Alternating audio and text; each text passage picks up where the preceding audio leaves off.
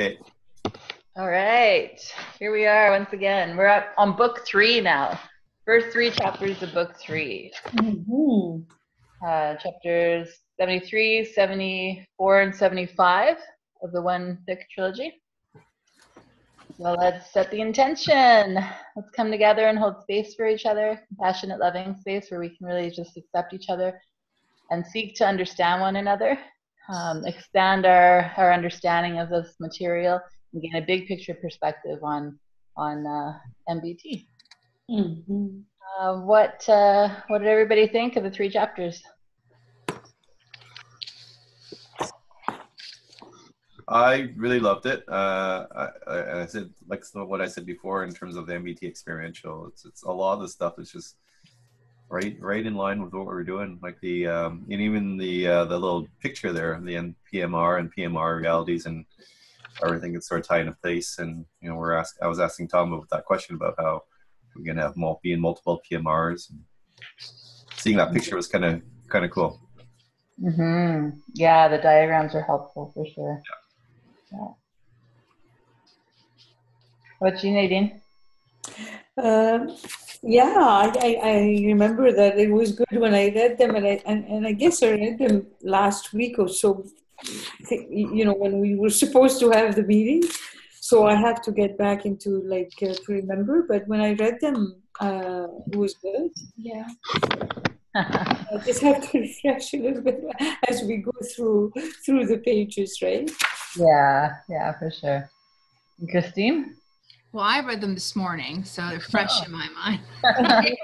Nice. Always prepared. You need a spokesperson then. Right.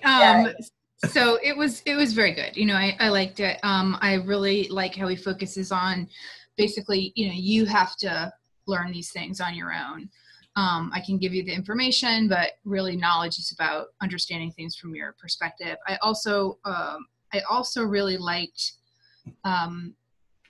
the discussion where he was talking about wisdom. I thought that was great. Yeah. About wisdom being like kind of understanding information and having a bigger picture, putting it into a context of a bigger picture. So I liked it. Mm-hmm. Yeah. I remember that. Yeah. I remember that part too now, Christine. Thanks. I remember that. That was one of my favorites, the wisdom parts. Yeah. Now it comes back. Yeah. Yeah. Same with me. Yeah, I like that wisdom piece for sure. It's not about just talking the talk, which is easy to do. It's easy to state concepts. It's actually, it's like living them, being them, right? That's a whole different thing. I like that part. Okay, let's get started. So, introduction to section 5. I didn't have anything on the first page. Did you guys have anything there? No. No? How about the second page, the next one over? No. I have something in the middle, like the third paragraph, the 4 last sentences. You will most likely depart my big 2 experience with something that was not there before. Something that reflects your personal experience, understanding, and quality. Take from it whatever you can. Leave behind whatever does not square with your sense of what's right. Have no fear. You will not end up where you do not belong. I guess he said it before, but it's always good to read it again, that it's like exactly what Christine was saying. You are going to make whatever you're going to make out of it. He's not telling you, this is it, this is what what you should believe or not believe, but do. And so, and he's right, because even just between us, we read the same chapter, we discuss it every week, but I'm sure we take different things, right? For our personal life, right? So I kind of like that he reminded us of that. Mm-hmm. Yeah, we do take different things. And it also seems like we take a lot of similar things too, because we often have the same parts underlined, and right? Yeah, yeah, Just yeah. above that, I had the paragraph before that, which he's kind of saying the same thing, where he's like, keep in mind that the point of developing a consistent big picture model of reality is not to convince or persuade you of the correctness of my interpretation or my experience, thereby offer you something better or more accurate to believe concerning the nature of reality. He's just saying, like, after many years of careful exploration, I have merely organized my observations into a coherent and consistent pattern. The resulting structure is the big toe reality presented in this section. And I like that because it kind of explains, like, really, that's what this is. It's, you know, I've gone out and I've explored, and he's the only person that I've come across that has explored consciousness to the degree that he has. And then has also really explored how physics works in this reality frame. So he's got the best of both worlds, and then has been able to create this model. Yeah. That's actually quite interesting because there was someone on Facebook asked the question, "What do you know for sure?" And I responded, "I don't even know if I only know for sure what I've experienced." Is what my response was. Yeah. And she thought, "Hey, that was a great response, right?" Right. Yeah, because if it's not your experience, you don't know. Exactly. Yeah, exactly. Yeah.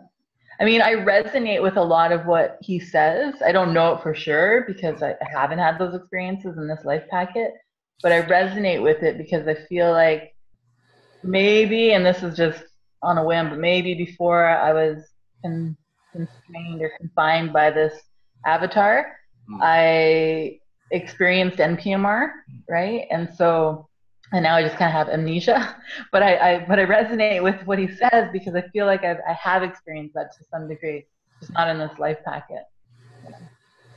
I experienced something really cool yesterday. I was at the Buildex construction fair. Oh yeah. And someone had a virtual reality glass set up.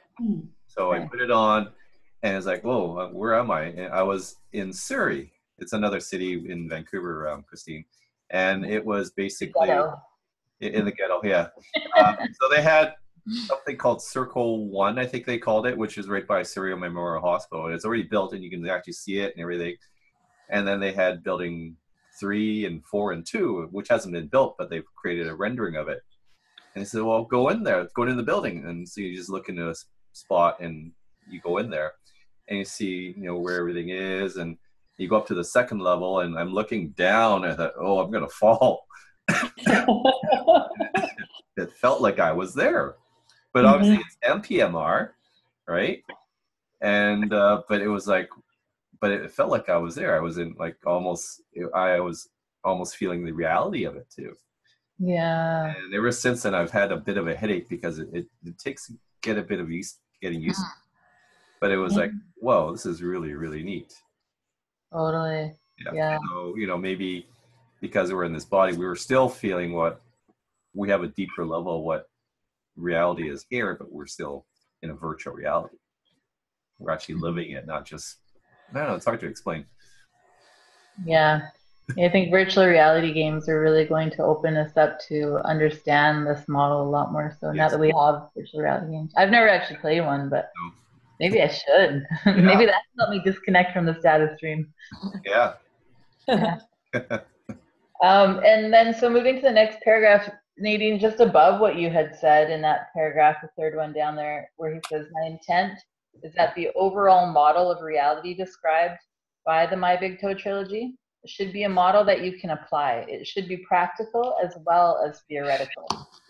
Its primary usefulness lies in its ability to help you meet and solve some of your most daunting professional and personal challenges. For me, that's key, and that's why I think the practical application aspect of things is so important. You know, and Tom talks about that too. He's like, if you can't use any of this, then don't bother. You know, if it doesn't help you have to improve the quality of your life, then find something else. Yeah. Right. I'd like to tell you a little story. So I'm moving, and I went over there on a Saturday night, right, and had a couple friends over just to show them the place. And my neighbor from downstairs showed up kind of just randomly, right? And then proceeds to tell me all of the negative things about this place that, you know, he's like, well, your real estate agent didn't tell you this. And what else? He didn't like that I was taking out the carpet and refinishing the floors. There's no insulation. I can hear every word you're saying, like kind of just like, Wow. yeah, a little rough for a first meeting, right? So, I was not thrilled about that, right? And I was annoyed about it for a couple of days, right? But I will say I did have the floors refinished, and that is noisy. So it's kind of, it interferes with, you know, them, hit what was going on with his life downstairs. So I go over during the process of these floors being refinished, and he's sitting in his car, right? Like kind of like obviously irritated, right? And I was like, okay, how am I going to handle this? So I didn't do anything then, but then I was like, I can either get frustrated and be irritated by this, or I'm trying to figure out a way, how do I make it about other, right? Mm-hmm. And what I ended up doing is going to the store and bought orchids, right? Like flowers. Mm. And I bought one for each of my 3 neighbors in that little vestibule area and wrote them a note. And mostly it was really for him, but I did it for the other 2 too, just because that was a nice thing to do, and said, you know, thank you so much for your patience during this time. You know, as I get this finished, you know, I appreciate it. Your new neighbor, Christine. So I'm hoping that that was a good way to acknowledge the fact that he was irritated, acknowledge that that was a frustrating experience, and hopefully set up our relationship, like kind of help things along for the duration of, I mean, we're going to live next to each other, you know, we have to get along, right? Mm-hmm. So I felt good about that. I don't know how it has been interpreted yet because I'm not really over there quite yet, but I felt good about that tactic. You know, because normally without kind of understanding all this, I would have been like, what the heck? You know, right. so annoyed. Totally. Yeah. Mm-hmm. So that goes to show that's right there as an example of how this is helping your personal challenges, right? Definitely. Yep. Well, that was great. I find that really, you know, that's like, it's like an act of kindness instead of being annoyed because he is annoyed. I mean, you're moving in, you have the right to do what you're doing. I know it's bothering them, but I mean, when you buy a place and you need to repair stuff, I mean, what are you going to do?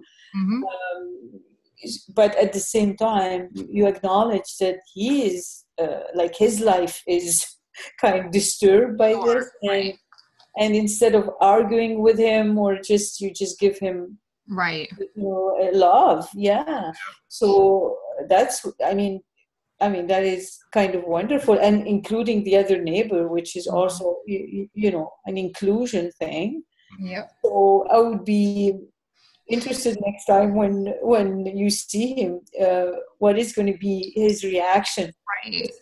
You know, you can't control how he's going to react. If he's a person who doesn't see the goodness, or is he going to kind of, you know, bring the best in him, you know? So it's interesting, but it's up to him. Like you did what you felt.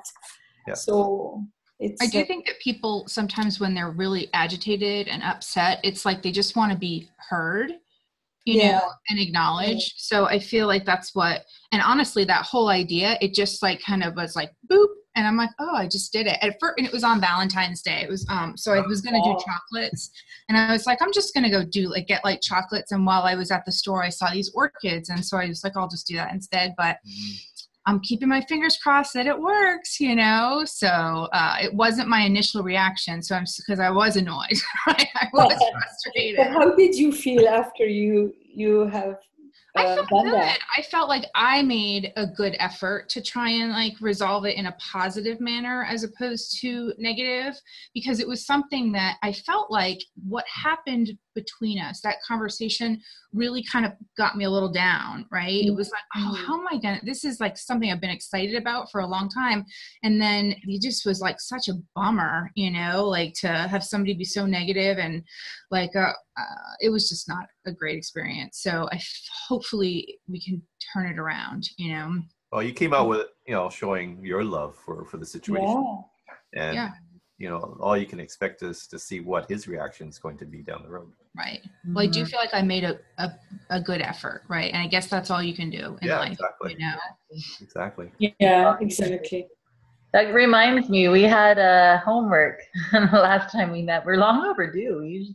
But do you guys remember the homework? We each had one thing that we were going to be aware and mindful of until we met again. So maybe we can revisit that. How did that go for you guys? Not great. What was yours again, Christine? Mine was to remember that I was connected to And in fact, I think I forget the last time that I interacted with you guys on the app thing that we talk on. I was remembering that because it was a couple nights ago and I was watching our last video, right, to actually figure out what chapters I was supposed to read. And so I feel like, and what was interesting is we didn't have our meeting, right? Which I apologize. I feel like I've been messing up everybody's schedule. So last Sunday, and I was like, this from like Sunday to Thursday were like really not great days, right? And I was like, I am so disconnected, like extremely disconnected from what I was supposed to be doing. And it was interesting. And I just feel like it was interesting to me that we met, like the book club didn't happen, the conversation didn't happen. And it was like after that I sort of felt, what's the word?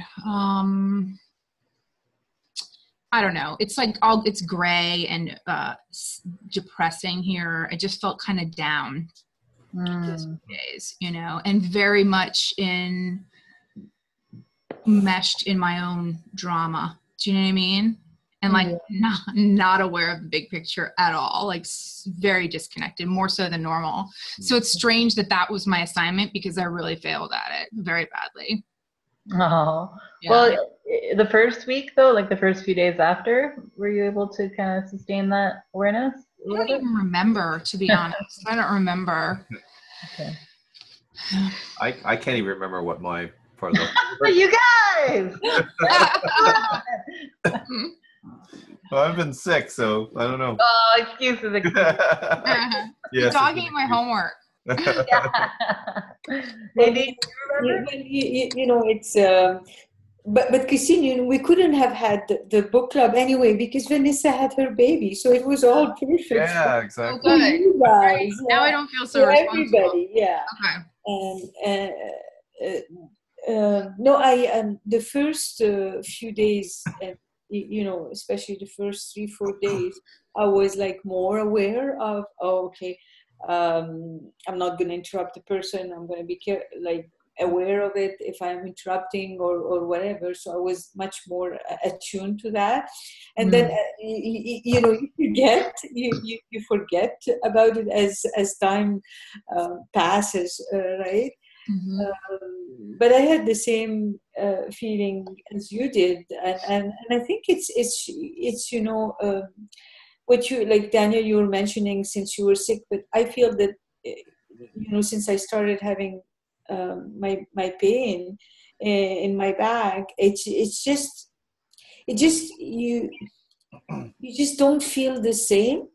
I don't know if it's because it takes so much of your energy, so it's as if that you are not as upbeat and you don't focus as much as on other stuff because you're so much, I don't want to be in pain, you know, type of thing. So I don't know. I think that plays a role because I remember before that it was much easier to kind of be also not having like days or like I was able to be kind of more in peace with myself and stuff. And then you know, so I'm trying. So what I have done is, I forgot about the interrupting part, but what I always done is until I feel a little bit better, I just said, you know, you've got to be kind of gentle with yourself. And just accept what comes up. And if just today you are not in such a mood and you're just kind of wrapped up in your own type of problems there's like, pain problem, it's okay too, right? And since I've done that, I feel better about myself, because what can you do? When you're, and then you realize that when you are not 100% physically, it just affects everything. I don't know if you guys are like that, but for me, it definitely plays kind of a role. So you don't see things in the same light, and you are not. So, anyways. So, but I think accepting that that's where you are right now, and not blame yourself or I think that helps. I know with me being sick, it's drained a lot of my energy as well, and I just didn't feel like doing a lot of stuff. Yeah, I try to use it as a spiritual practice. So when there's pain or sickness or something, I really do my best to see that as an opportunity for me to grow or work on some area of maybe mindfulness, awareness, being really cognizant, conscious of the thoughts that I'm having around that pain or those feelings. It was good for me. Mine was, I want to make it about other, I don't want to think about myself so much. I really want to make it about other. And in the first, I think, few days, it was really powerful, and I felt amazing. Like I felt kind of like I was, I don't know, I don't want to use this term very often, but I felt like I was vibrating like at a higher frequency. I know there's no such thing as vibration here, really, but that's what it felt like. Like I just felt kind of like on another plane, level of existence kind of thing. And then it slowly kind of goes back to normal. But what I was really proud of, I guess, is that when I was giving birth, so I had a home birth, right? And I had 2 midwives, but I had one midwife that I knew, and then I went into labor. She got here, and she called in another midwife to come help. And I've never met the other midwife, and she showed up, and I couldn't even look at her because I was like focusing on having this baby. But I could feel her energy. The other midwife, I could feel her energy, and I didn't resonate with it. And it was like this energy of like, hurry up and have this baby so I can get out of here kind of thing. That was what I was picking up on. And so I was like, oh man, and I was just like, I was turned off by it. So whatever, pushed out the baby, all good. And then afterwards, they're like, okay, Vanessa, you gotta go pee. You gotta empty your bladder because your uterus isn't contracting going back. And I'm like, okay, so to go to pee, but I can't. And I'm like, I just can't fucking pee. They're like, you have to. And then the one that had the negative energy, she's like, if you don't go pee, we're gonna have to rush you in the ambulance and take you to the hospital. And she was like threatening me. Wow. Yeah, and then I could hear my thoughts being like, what the fuck is this? And like, and starting to go into the story like, oh my God, I can't believe her. I just had a baby. And then I caught myself though. Yeah. And I was like, make it about other, Vanessa. Make it about others. See where she's coming from. Yeah. And I could see that she just wanted to help. She wanted me to pee so that I would be healthy, right? Right. I could see where she was coming from, and then all the negativity that I was feeling towards her just totally dissipated, and I felt at peace. And then she appeared to me to be more peaceful, like to change the way you look at things you look at change, and it really transformed right before my eyes. It was pretty amazing, actually. Right. Yeah. That's cool. Yeah. But I think she was probably scared or worried that something will happen to you or something. Yeah, for sure. But I think because like leading up into that, had been practicing it little bit, seeing it, making it about others, seeing it from their perspective. And then when it came time to really practice it, I was able to put it into play. It's harder though with my kids. Harder to deal with my kids. Do you find, Vanessa, that sometimes it's easier when it's not a significant others, like your kids or your spouse or your mom, or like, is it, because I sometimes I find it easier because I'm not as much involved. Like, you know what I mean? Yeah, totally. It's like that for you guys. Yeah, for sure. Yeah, are the ones that are closest to us. It's harder to see it from their perspective. I don't know. It's like but I don't want that to be the story either.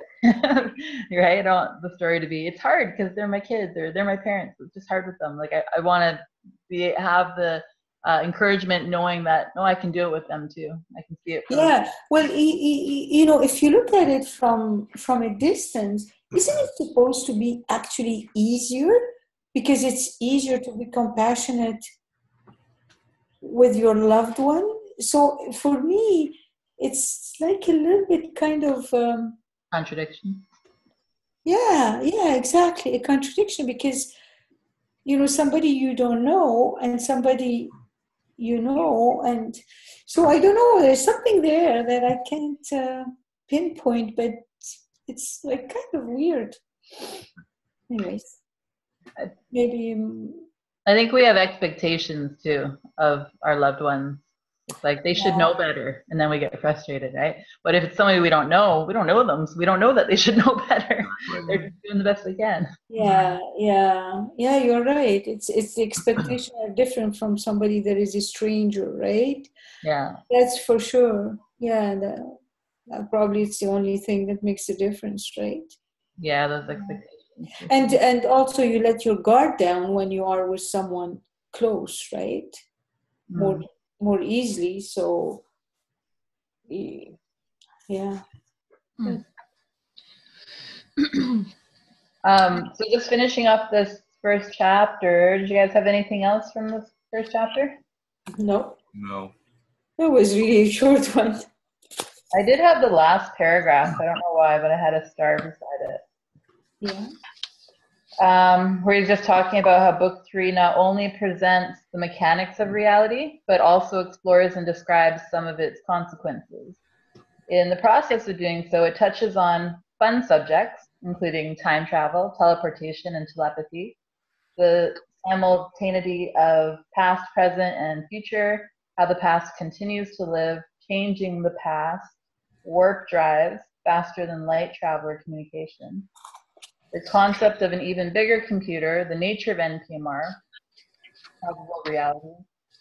I had beside it, woohoo, because I was excited to learn about all these things, like changing the probability of occurrence of future events, multiple projections of you.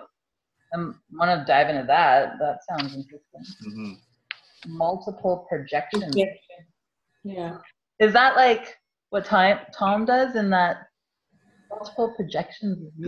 Is that different probability, like realities, like? Oh, like different future probabilities? Yeah. I guess it could be. Oh, we should ask him about that. What is that? I've never heard him say that. Multiple projections of you. It's probably that. My first thing I was thinking is, you know how he's like real consciousness, and he's got it set up so that if we need him, he's got kind of a if this happens. Answering service. Yeah, he's got an answering service. So that's like a projection of himself that goes and takes care of whatever we need, right? So I was thinking, is it something like that? I don't know. Could be. Yeah, I want to ask him about that. And then leaving the PMR body, creating multiple bodies. So that's, in different PMRs, right? Creating different bodies in different PMRs. Understanding reality as a consciousness, evolution, fractal, and many other interesting subjects. So there's so much in book 3. I was kind of like, oh yeah, we're at the home stretch. But dude, now it's open up to more, right? Yeah. Wow. This is a lot of fun stuff, though. So cool. Yeah. Is he going to write another book? No. It is. Yeah. Is he going to write another book? Yeah. I don't know. Yeah. He's working on it. So chapter 74. This is a good one. What did you guys have from the first page? Or if anything? Well, he repeats it again, right? It is experience, not faith, which is required to transform the information found here into knowledge and to evaluate its significance to you. You must find your own meaning in it. I had the same exact thing underlined. Yeah. Mm-hmm. Yeah. And even just above that, the very first line I had where he says, my big toe describes a model, a relational logical structure that defines the forms, functions, and processes that constitute your larger reality. So just because I want to remember it's just a model, right? It's just a metaphor, not to get hung up on all the details and not to believe it as what is real, because it's just a model explaining it. You guys can keep talking. I'm just gonna get my my charger, my laptop. Yeah. Okay. So I guess that that's what the difference is, right? Where is between belief and knowledge, right? I think that's something when we started, I wasn't clear if you didn't have beliefs. So he's saying that it's knowledge that you want, right? So personal experience. So you have understood something and know it to be true. Right. Right. Right. And beliefs, I think, are what people share with you, what they think is true. But it's only up to you to go and figure it out and explore it and experience it. Mm-hmm. Mhm. So beliefs are things that you think are true, but you don't know because you haven't experienced it. Yeah, I think so. Or what other people tell you is true. Mm-hmm. Right. Hmm. Yeah. Anything? Oops. Or anything else in the other Paragraphs? paragraphs? Or Yeah, I had the next paragraph. If what you find here does not resonate with your inner knowledge, or if it only resonates with anger or other negative feelings, let it go. Toss the book out and forget about it. It's not our time to connect. I like that. Not our Yeah. time to connect. Yeah. Learning cannot and should not be forced. Each individual must grow in his own way, on his own path, under his own power and initiative. The world is big enough for everyone if mutual respect is given to personal differences. Yeah. Yeah. Well, I had that highlighted too. same here. Yeah. Yeah. I mean, it's so true. It's like what Daniel was saying the other day. When the student is ready, the teacher appears. Something like that, Daniel. Mm-hmm. Yeah. And I am sure that if I'm sure this may be a belief, but I think that if Vanessa haven't been coming to the MBT practical one since the very beginning, Yeah. and kind of get familiar a little bit with Tom before, I don't know if I would have tackled the book in the same way. Mm-hmm. And it's like what Daniel was saying now, I don't have the experience of the experiential, and he is seeing things that probably I don't see right now. Like, you know what I mean? Right. So I think the timing, you know, because you can start reading a book like that and say, oh, what is this, you know, and just kind of leave it, right? If it's not the right time for you, right? Because it's not an easy book to read, for sure. Definitely Right? No, definitely not. So anyway, so that's what he's saying, and he's right for that. Yeah. I just like that because it reminds me to just respect everyone's differences, right? Mm-hmm. Mm-hmm. And not to make anybody wrong, not to make anybody wrong just because they have a different way of seeing things. That's okay. Yeah. Yeah. Yeah. We're all in different paths, right? So I can all do that. We've all had different experiences, so we're going to interpret this reality differently from one another. Yeah. Yeah. And that's what I use now for coaching people. Like, people will say, well, why can't he be like so-and-so? And why can't this person be like me? I said, well, because they're not like you. Yeah, they haven't had your experiences. Exactly. And then they go, oh, yeah. That's the expectation, right? Exactly. That we expect people to be like us, right? Or how can they not? Yeah. Yeah. Just about having respect for people, you know, compassion for people. Exactly. Yeah. And again, making it about other, because if I get angry or frustrated with people, it's because I'm only seeing it from my perspective. You know, I'm not giving them space. That's true.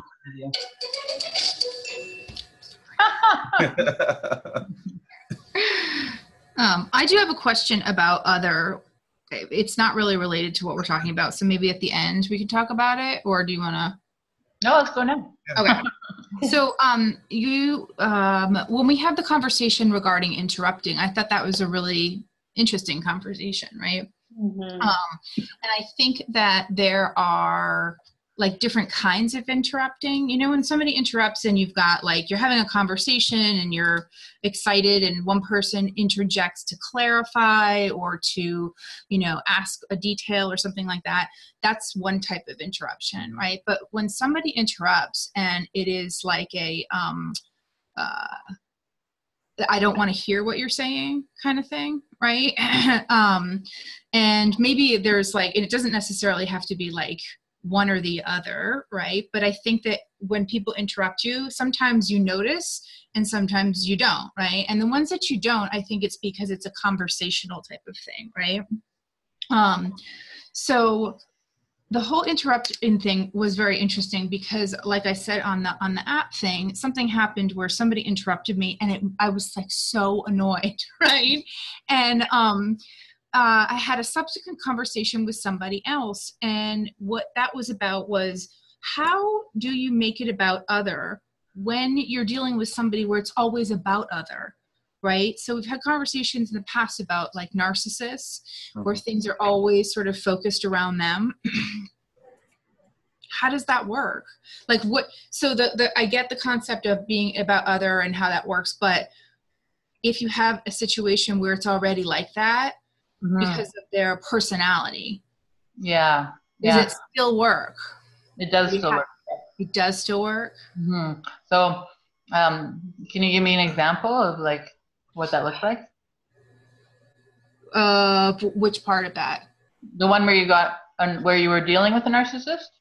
I'm just saying I am dealing with somebody who's very of themselves, right? Yeah. You know, and so it's not really, So basically you guys are talking, and then he's always bringing the conversation back to himself. And then you're like, oh my God, this guy just talks about himself. Or just opinions, right? Things like if you're having a conversation, he like wouldn't even let you finish what you were saying, like asking a question, right? Or making a point, doesn't matter. Yeah. I have a friend who's a narcissist, and it's always about me. And the way I and a few other people have dealt with it was you know, we talk about them for a bit, but then we always switch it around. So, well, how do you think this other person would feel about it? You always sort of force it upon themselves to ask them to feel about what it would be like for the other person, how the other person would feel. And ever so often you get a response from them, well, this person should be doing this. And that, ooh, wow, that was a good response, right? Because that person isn't thinking about them anymore. Kind of switch for a bit, but then it goes back to me again, right? But the fact is that she was able to switch, not thinking about themselves. Right? I think it just keeps you need to have them keep practicing that.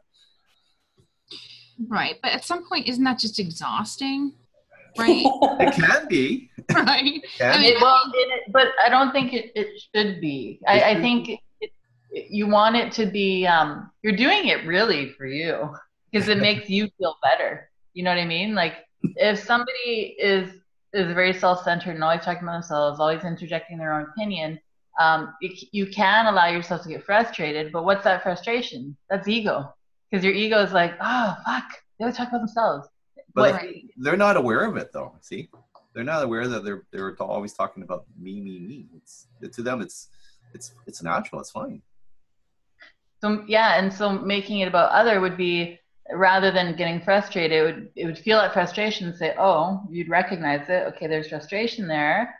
My ego is getting involved here. Let me set that aside and actually really relate with them or empathize with them. Connect with them maybe energetically, because maybe they're feeling really frustrated and they're just kind of going off on a tangent.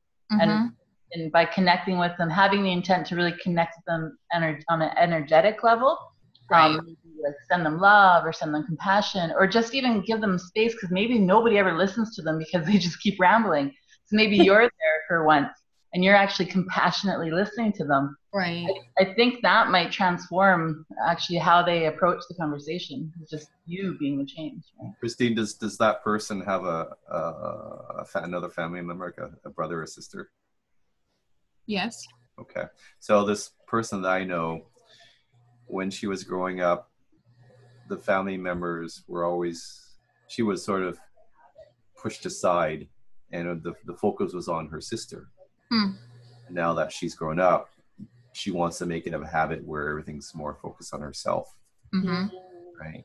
So I don't know if your friend had that same issue. Where I think that makes it, that does those types of insights, and I can, it makes sense, right? Are helpful. But I think that I wonder at like, aren't relationships supposed to be two-sided? Aren't there supposed to be two people there? Right?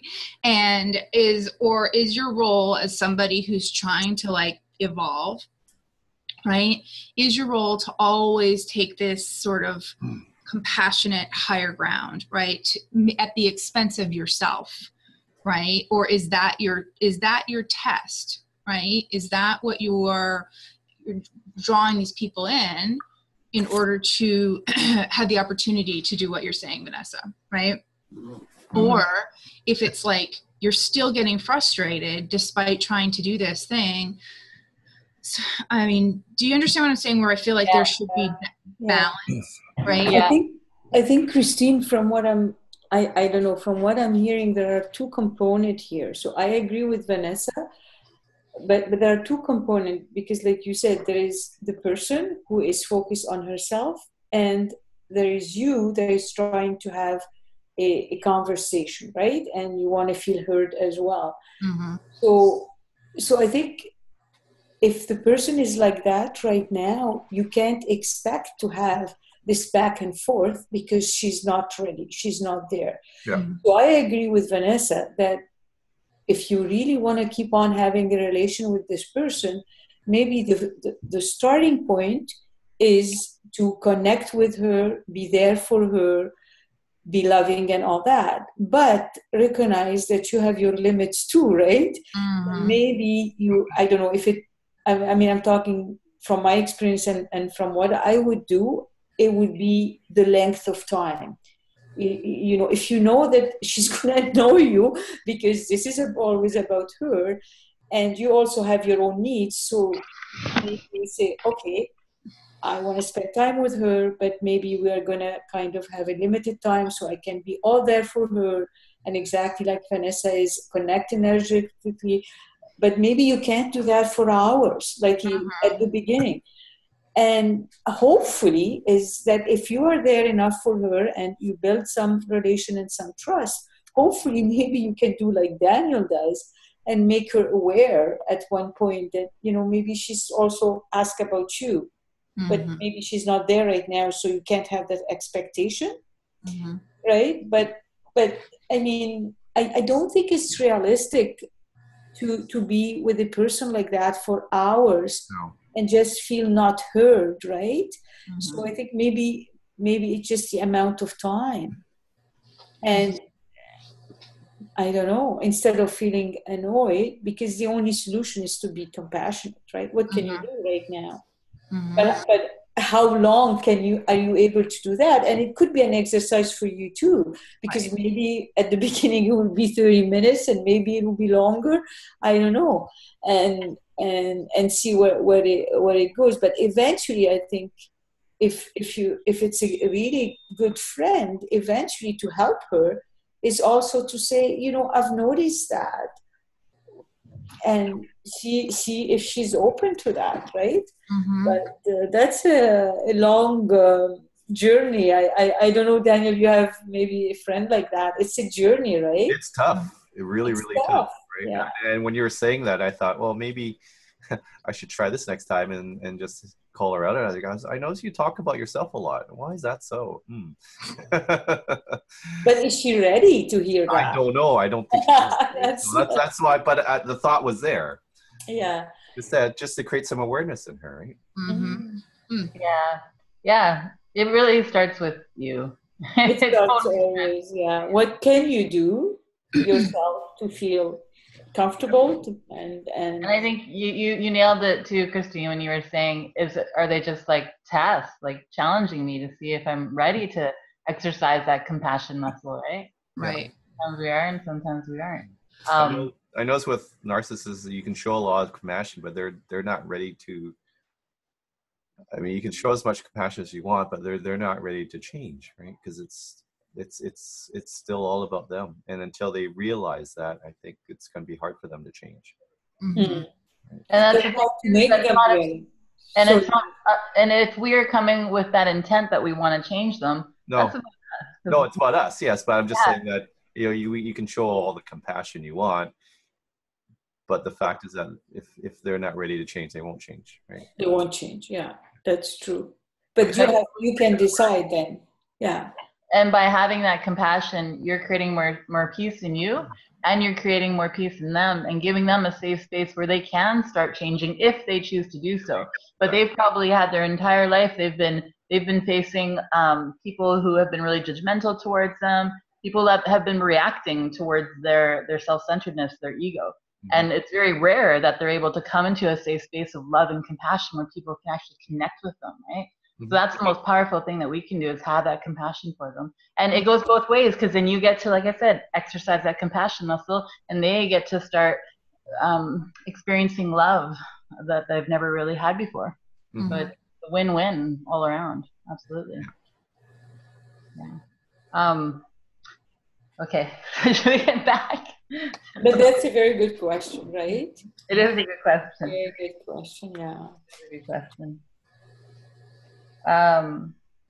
So anything from, I guess we're on the next page of the second chapter here.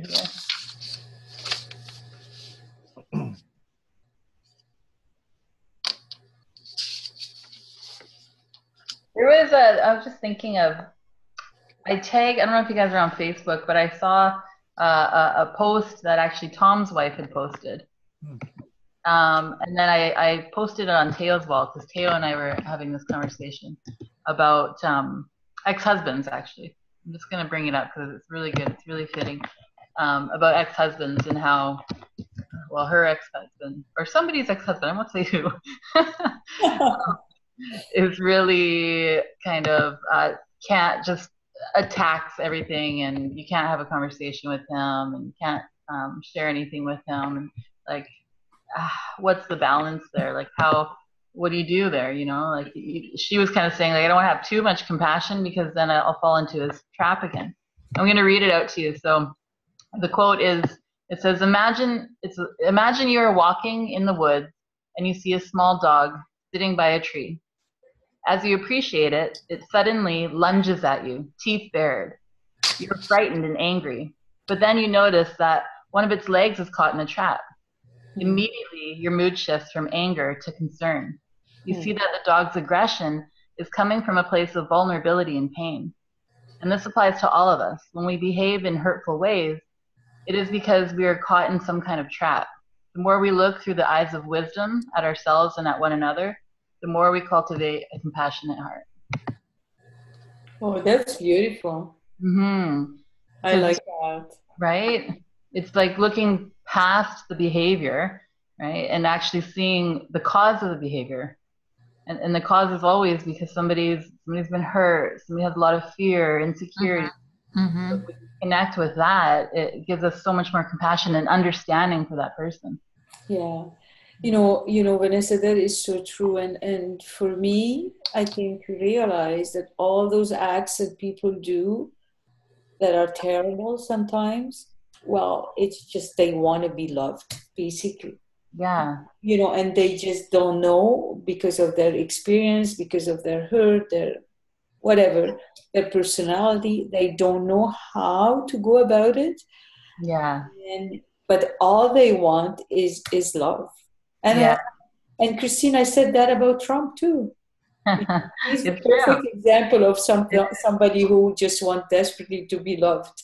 Right. Despite all the He goes about it in a craziness strange way. that's Strange. happening. Yeah. Well, he's a particular, person. But when you think about it, every day he wakes up and whatever he does, he just wants to be heard, to be seen, to be appreciated. But in fact, it's a lack of love, But anyways, so anyway, then, but I feel really strongly about that, and that quote Vanessa just brought that up to me. Even the worst criminals, I think, deep down, that's what they're looking for. Mm-hmm. Yeah, that's what everybody's looking for. I mean, that's an extreme, right, from what you're talking about, Yeah. But yeah, people just want to be loved. They want to be connected. Yeah, for sure. Okay, so anything from that second page there? Page 638 in the trilogy. Well, I think I have the last paragraph in the middle, and now I don't remember when I read it. I'll see why I highlighted the superset of facts. Did you see that? Yeah. Truth or data describing our larger reality must include who and what we are, our subjective being, our mind, our consciousness, what we perceive through our physical senses, which is our objective measurement, and the result of interpreting, integrating, and synthesizing this data into the unique intellectual, emotional, physical, and spiritual being we call us. So I think what he's saying is that it's the same thing. We perceive it with our senses, but then we interpret it, and that's our subjective being. Right. And through our uniqueness, right, at all levels.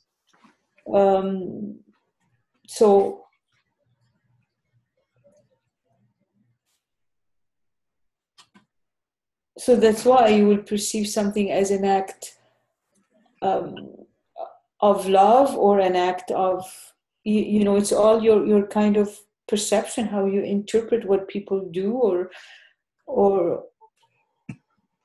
it's and it comes from who you are, I guess, as a being, right, at the being level.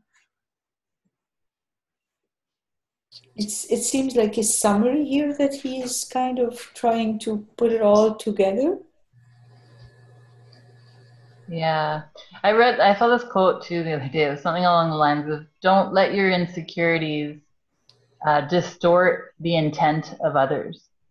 So for me, that was powerful, because somebody can have an intent to do something, but so what I'll do sometimes is I'll be like, oh, their intent, that wasn't very cool. Like they want to like hurt me, or like I'll my insecurities will make it negative.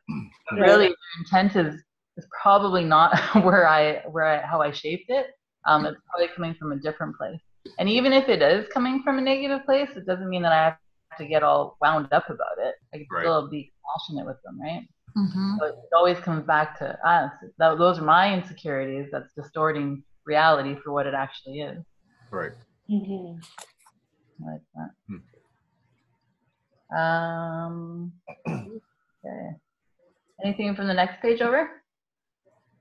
That reminds me what you said, Vanessa, about another quote that I read, and I think the idea was, don't underestimate the insecurities of others, or others' insecurities.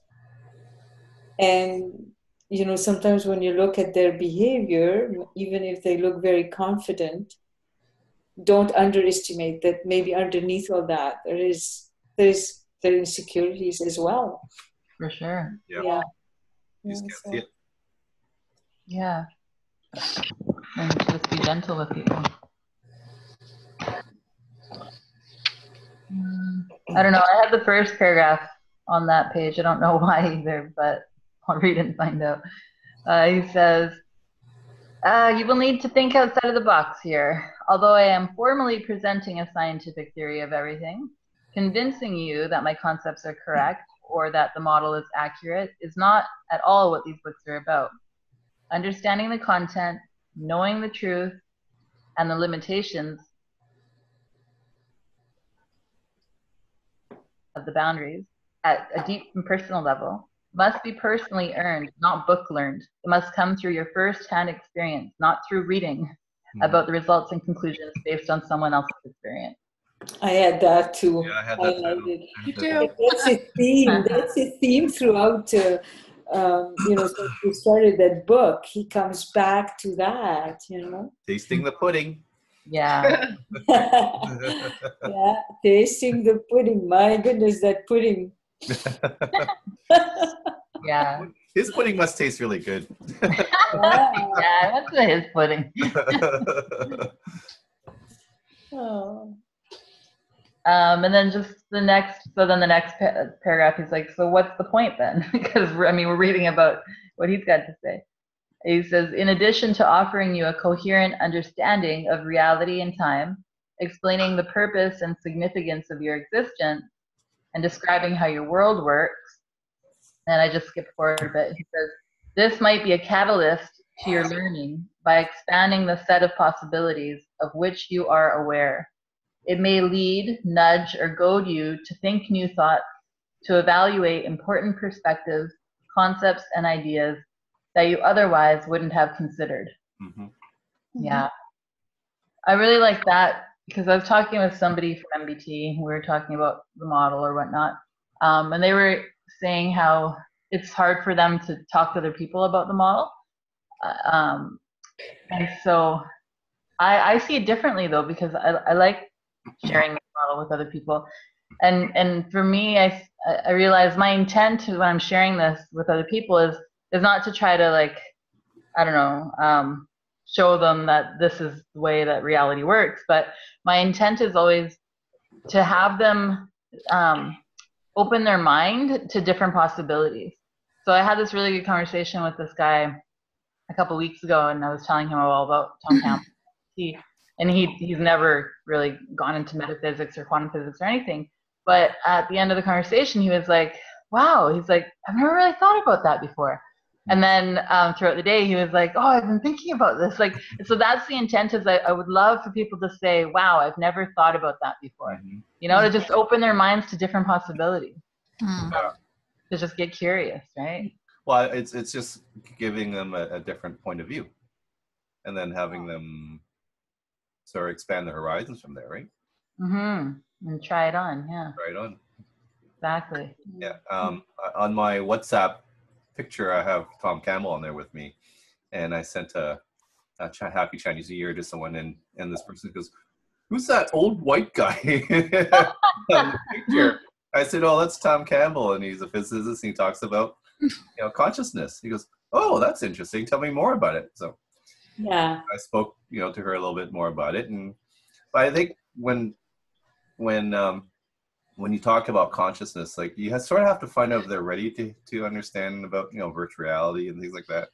So you got to sort of prep yourself to make sure that they're open to the conversation, because it might think that you're kind of weird or strange. And I never lead with virtual reality. In fact, I never bring up virtual reality. Yeah, no, neither do I. But I sort of bring up a little bit about it's about consciousness. I mean, who you are, what you're aware of, and your perceptions and things like that. Mm-hmm. And then they get their eyebrow. They raise their eyebrows a bit, and they're a little bit interested, and you bring up some more. Yeah, just meet people where they're at, right? Yeah, exactly. Yeah, mm-hmm. For sure. Okay, anything else from that page?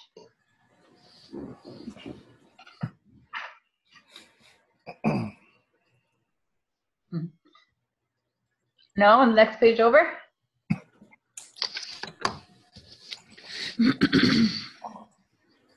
Oh, this is where he starts to get talk about the wisdom. So I don't know if you guys have any of the first three paragraphs, but on the fourth, does anybody?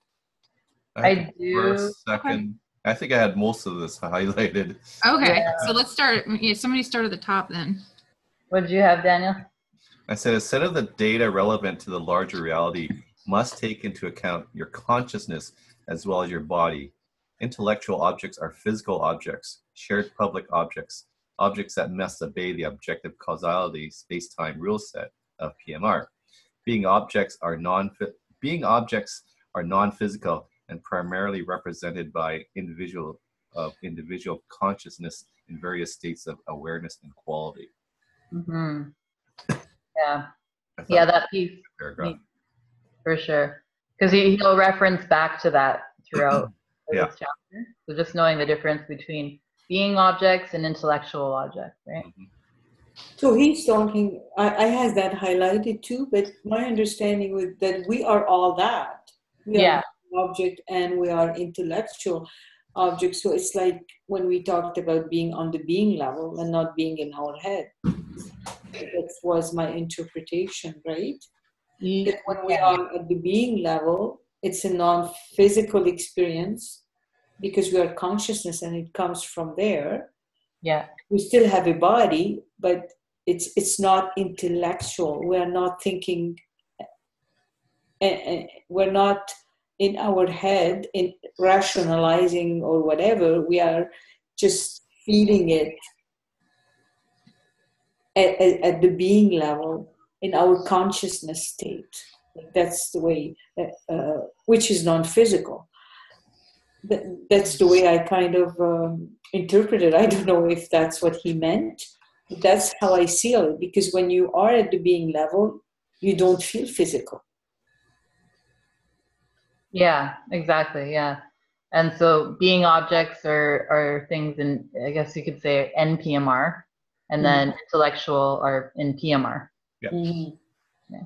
One way of So we are both. We are NPR and NPMR together. That's what confused me. He goes on later and he says, but it's the same thing, really, because it's just the same thing, right?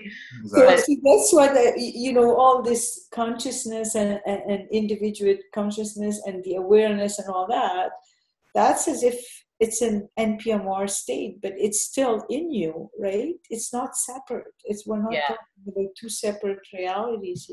It's one reality, and you move from one to the other, I guess. Yeah. In intellectual mode, or if you are really connected to your being. Anyways. So, I know we're going to revisit the rest of this page, but what you're saying, Nadine, is kind of at the top of the next page where he's like, intellectual objects are separable and can be arranged like beads on a thread, whereas being objects are individualized subsets of one whole integrated thing, more like the thread itself. where is that? On the other page? Oh, okay. Right? Oh, yeah, I see it. It's like, it's all connected. Intellectual as separate can be arranged like, being object are individually subset of one whole, more like the thread itself. Yeah, but we are all that. Mm-hmm. That's the feeling I was getting when I was reading that we can be all that at once. Mm-hmm. Yeah. I don't know if this is just kind of my interpretation of what he's writing, but that's, kind of my experience. I know when I am really in an intellectual mode. I know that. And I know when I am in a different type of mode. So I know. Yeah. I kind of see it too as like the intellectual objects. I think he talks about it in here too, says it somewhere. The intellectual objects are the virtual reality here, right? That's the body, the avatar, the tree. Mm-hmm. It's kind of the stage that we play on, the consciousness that the being objects play in. Mm-hmm. Yeah. Mm-hmm. See, I don't really understand why you have to say intellectual objects. But intellectual objects are physical objects? Yeah. Tangible items. Tangible, yeah. Intellectual or PMR objects, basically. Okay. So, but why? Is there a reason we have to say intellectual objects? Like, is it a... because I guess using the intellectual as a common thing, like you got intuition and you got intellect, right? Yeah, but he could have said intellectual level. He just called it object. Yeah, he's just making it more confusing for us. Yeah, it's just semantic, right? Okay. So you're saying, okay, it's intellect. We're talking about intellect is related to physical. Because actually, I think of intellectual as non-physical. Like if you use that as a descriptive word, like it's like a thinking process, right? That's how I interpret it, at least.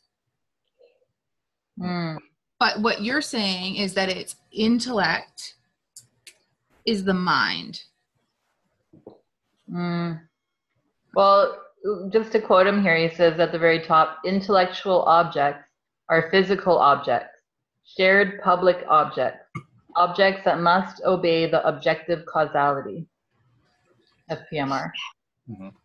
But that's his definition, Christine. I think, you know, everybody interpret intellectual differently, because it could be also abstract, like ideas and concept and all that. But the way he interpreted as intellectual object, he defines it this way, right? Yeah, exactly. Yeah, it's like more saying physical object, right? All right, that's my question. Is it seems overly complicated, right?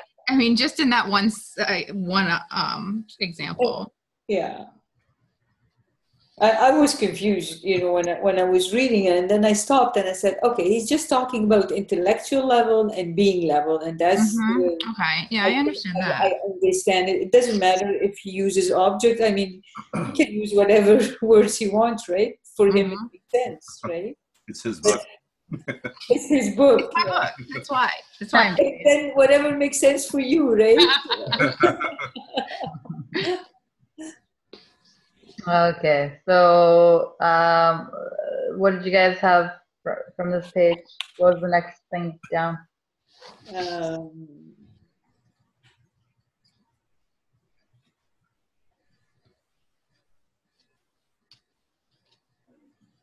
Oh, I liked, I mean, there were a lot of things in that, you know, about the wisdom. But I liked the last paragraph. We're not going to read everything, but in the last, he said, one who is successful at acquiring, assimilating, and manipulating intellectual object is said to be knowledgeable and is capable of doing great things, has good quality idea. I think that's what you were saying, Christine. It's intellectual object. Like, in contrast, one who has successfully evolved low entropy being object is said to be wise and capable of being a great person, has good spiritual quality. Each of us should develop both of these mutually reinforcing capacity and seek an optimal balance between them. I really like that. Because you cannot put the intellect totally aside, but then it's all about the balance, right? And it's like, you know, education without the heart, or, you know, all those things about, you know, you can know a lot of things, but how about you as a person, right? Yeah, so it's kind of nice, and he talks about this balance between them. And then he goes on about the knowledge. Knowledge without wisdom is common. Wisdom without knowledge is impossible. So I think he reinforced the fact that you need the intellect, because that's what gives you the knowledge. And without the knowledge, you cannot be wise. So it's very interesting the way he goes about that. Anyways. Yeah, I like the next sentence after that too, where he says, knowledge is about facts. Wisdom understands how those facts relate and interact within the big picture. I love that. Yep. But you need to have those facts, right? Exactly. To work with, right? So I kind of highlighted all this, all those things. That was really a very interesting section. Yeah. The one line that I really liked is on that page just above that last paragraph. He says, in addition to knowledge, wisdom requires big picture understanding and caring at a deep level. Mm-hmm. Yeah. So Vanessa, where is that? Just Okay. about on the page we were just looking at, page 640. I don't know what it is for you, but it's just above the last sentence.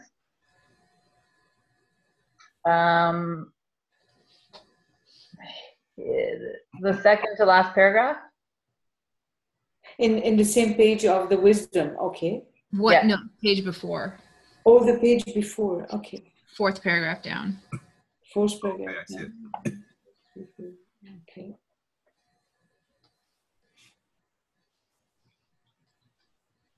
It's like right in the Oh, middle. yeah, I got it. I got it. Yeah. Yeah. Oh, actually, I had that highlighted. I just didn't see.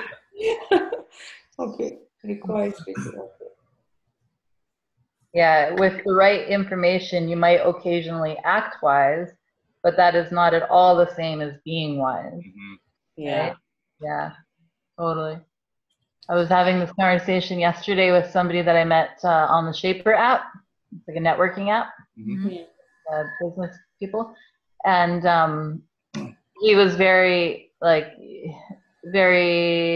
guess, we spoke the same language, you know, in terms of consciousness is fundamental. We're all connected. We're here to evolve and grow. Him and his wife just like came back from living on the Deepak Center or the Chopra Center or whatever.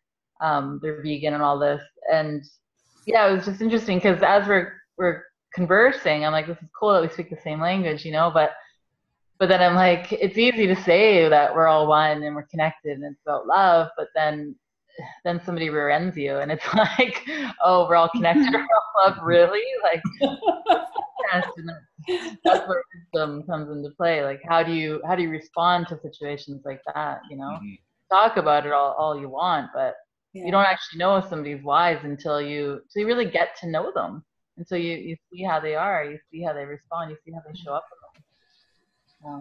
Yeah, it's just Do you guys know a lot of people that are really wise? It's not that easy. Well, the way that I interpret wisdom is their level of compassion. That's how I do it. Like if I see somebody who's really compassionate and loving and about other and is kind, I determine them to be a wise, evolved soul.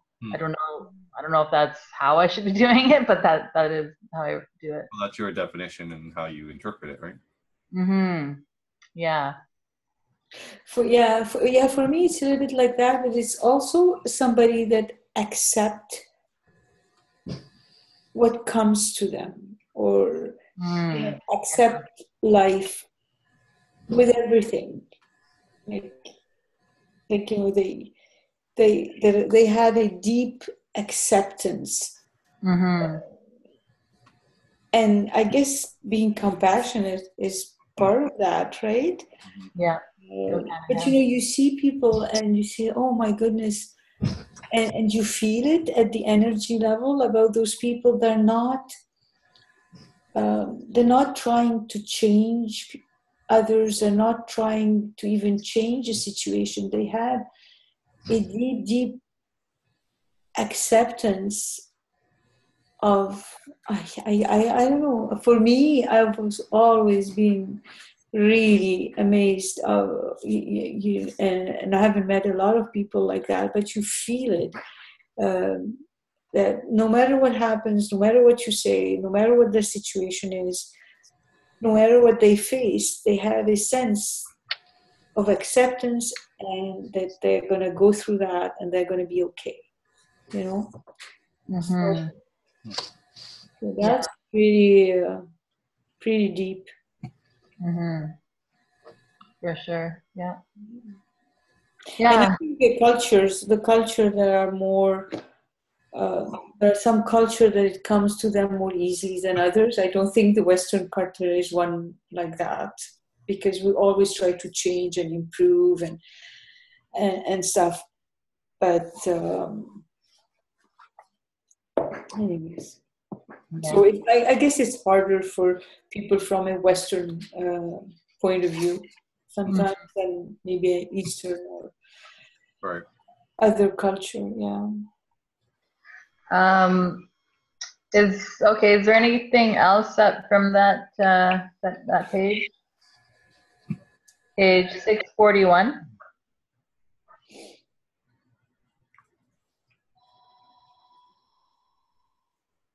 I had the second to last paragraph, for the last full paragraph. Okay. The second sentence says, turning the scientific method into a universal dogma, science as religion, enforces an inappropriate process and measure of value upon the science of being. By the standards of traditional science, the science of being will always seem delusional, non-provable and unusable, the realm of charlatans, kooks, and other silly or dubious people. Yeah. So what does that mean? That means that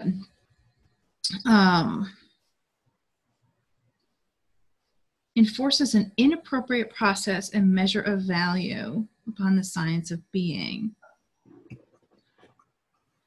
So he's saying, don't do it. That's not wise, and it's not an appropriate application of the scientific method. I think what he's saying is that, and Danny, you probably know more than I do, but is that the scientific method, it only applies to PMR, and it excludes everything outside of PMR. So that if there's anything, Science is all based on facts, right? Right. Yeah. Evidence-based, yeah. Things has to be proven.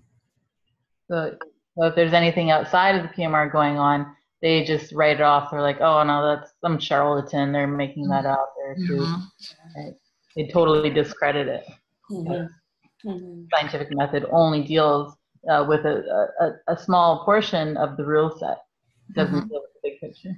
And when I see that, I look at it as if, well, maybe the science that we are aware of right now, we're not advanced right now to understand all this other weird stuff. Give it time. Yeah. We'll be at that level, right? Yeah, we're getting there with virtual reality on the rise. Yeah. So like 20, 30 years ago, or back in the 20s, like if you showed someone that, what a virtual reality glasses look like, people would think that you're crazy. Right? Yeah, but now you can wear glasses and pretend that you're somewhere else. That's right. Yeah. Okay, I guess is that good, Christine? Okay. Over on the next page. Anything on the next page in first couple paragraphs?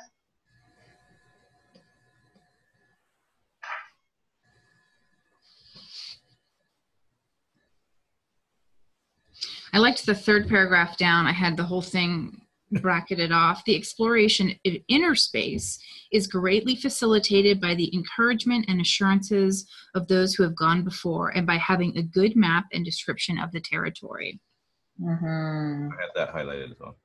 Yeah, I didn't care about it. Yeah, and I had even just above that paragraph, the last two sentences in that, where he says the model's value for those without first-hand experience of the larger reality lies in its ability to provide a comprehensive theoretical model of existence, and in providing a tool that can be used to logically extend one's experience beyond present knowledge. Right? So it's kind of like a tool where you can intellectually say, well, what if there's more? And then that opens you up to exploring the what if, Yeah.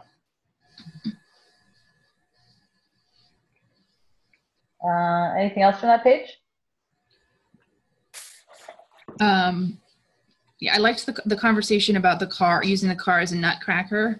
Oh yeah. Try over the nuts, right? Lift up your head and look around. There's an entire reality out there. Let the nuts go for a while. Yeah. Which made me chuckle. And then in the middle of that last paragraph, the things I had underlined were consequently, which is about in the middle, It is important to keep the following two things in mind. Both apply to you as well as to me.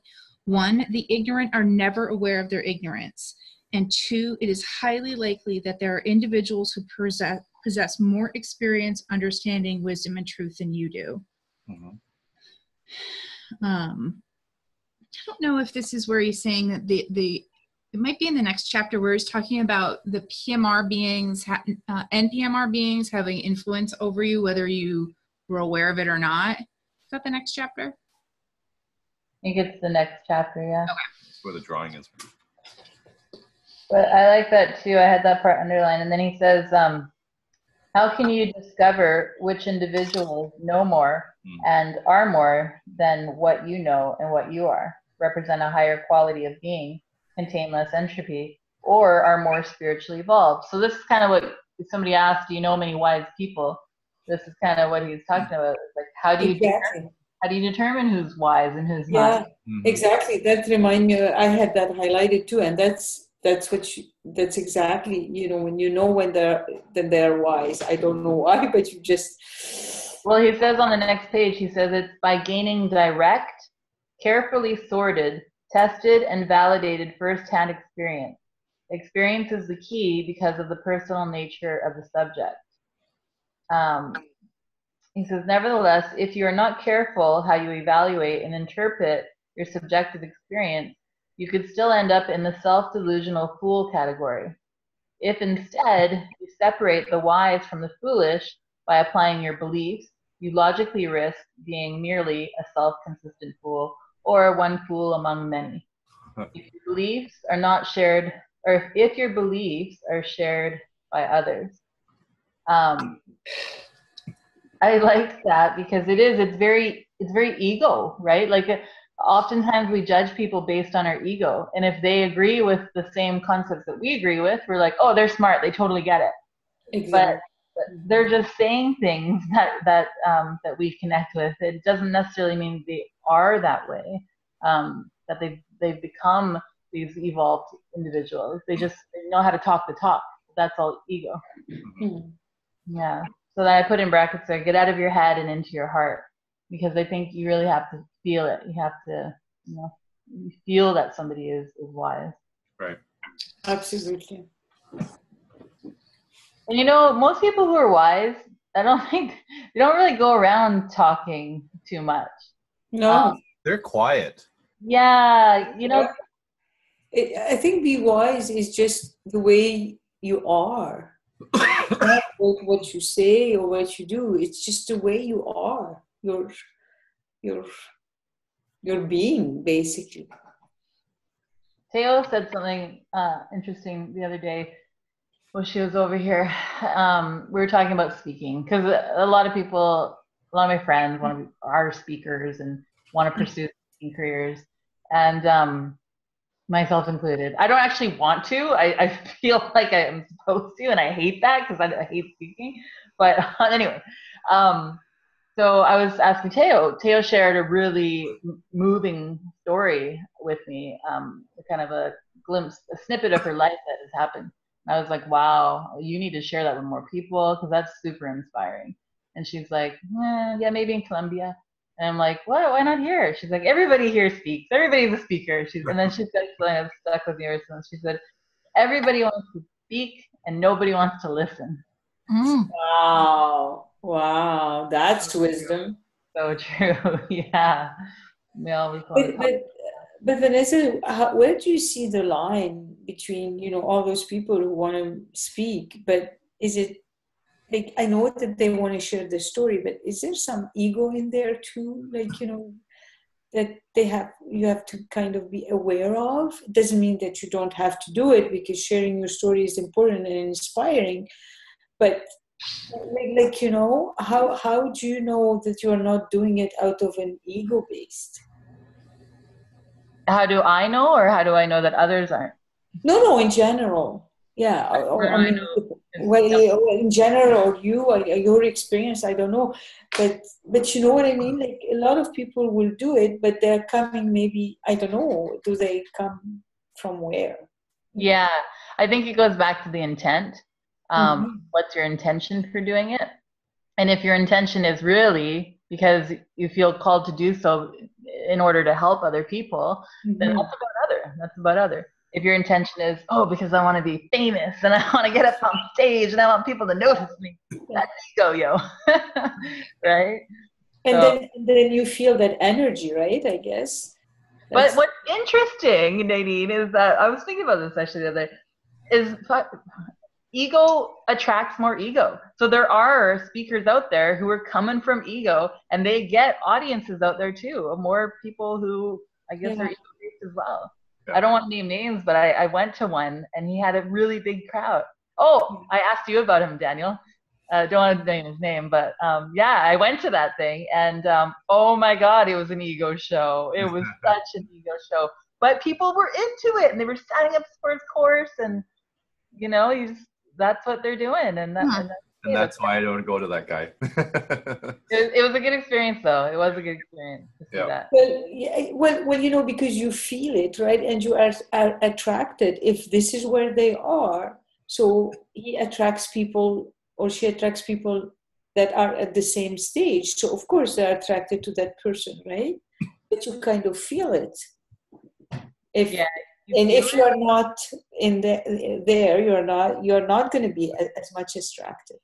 Yeah, and it was a good practice for me to practice compassion and not judgment, because I wanted to go and start judging him, but I was like, hey, he's doing the best he can, you know.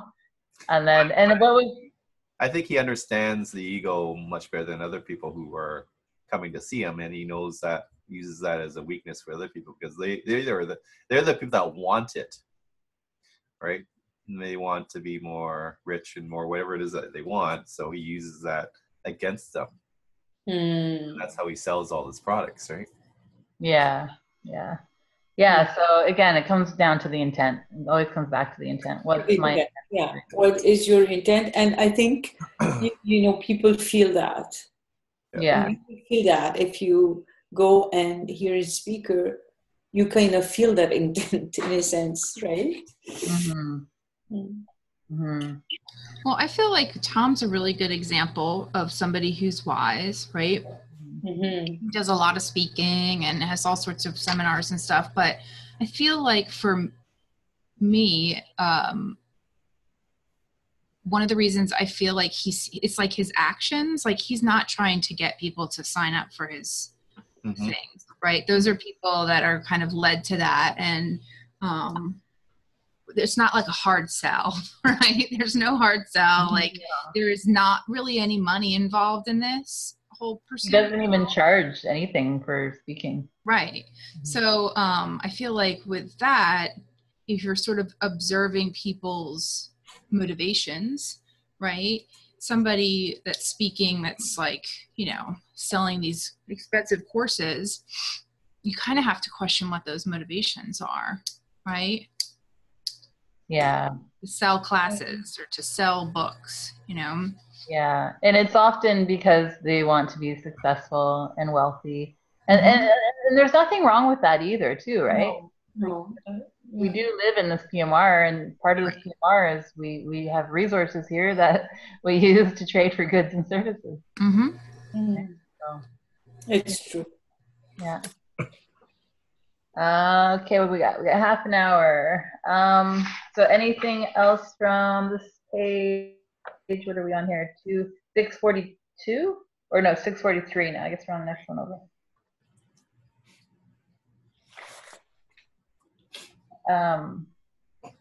Yeah, he says separating the wise from the foolish is no easy task, but it is one at which you can succeed if you try.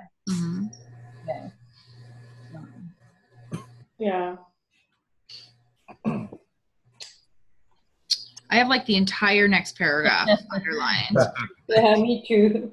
You want me to read it? Yeah. Yeah. Okay.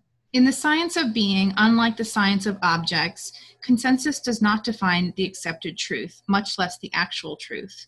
Experience is personal and can never be shared exactly. An event or happening can be shared by many individuals, but the experience of it is unique to each individual. Consequently, there are many ways an individual can view and interact with the same truth. What you do with the truth you discover is the point. How will you use it to enhance the quality of your being? Functionality and results are the measures of the value of your knowledge, not how many people agree with you. Great truth does not rearrange itself to fit the whims or demands of the fashionable majority. Yeah, I like that. Love it. I like that. Yeah. And I love the next one too. I had beside it, fucking love this. So I don't know what the next paragraph says, but it's a good one. You want to keep going? Yeah, me? Yeah, did you have the next one too? I had the second part of the next one. You go ahead, Vanessa, you read it. Okay, he says, my experience, knowledge, and understanding are important to you only if it will help you find knowledge and experience truth in your own way. Your and my understanding of the right way and how things work may or may not be helpful to others. If we think that our experience and the knowledge derived therefrom might be helpful, then we should share it, but never impose it, require it, or think it is critical information that others need. Nor should we make it our goal to ensure that others recognize its universality. That is evangelism, not science. Yeah. So good. So That is so good. and I can relate to that too, because my ego gets triggered when people try to tell me how it is. I'm always like, why are you trying to convince me of your dogma? Like, I get really turned off. So I appreciate that he's saying, like, well, don't turn this into dogma. And So how would you tell someone like that? Like, should you say that this works for me, it may not work for you, but I'll share it with you. It's up to you to experience it or try it out.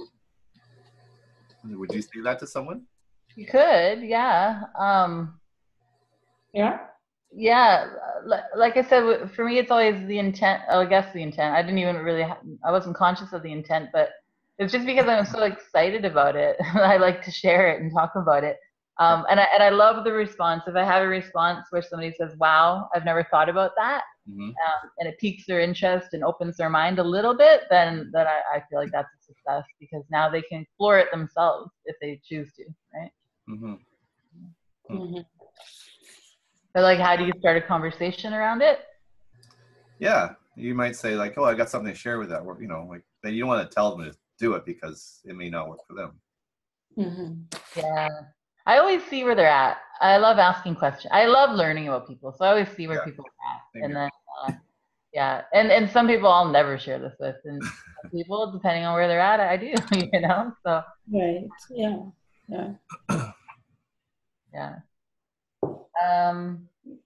Okay. Oh yeah, the last paragraph, did anybody have that?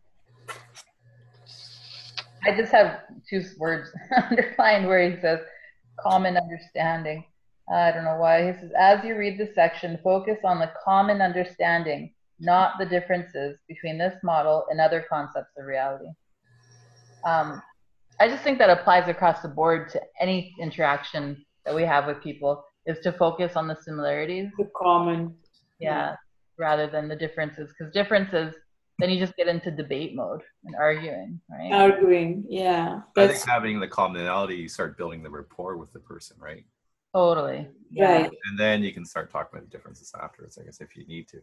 And you know what is something that I need to work on is when I feel somebody debating with me and Teo get it. We have this. We're like sisters from another lifetime, I think. I get triggered with her, and I had this big conversation with her where my ego definitely gets triggered with her.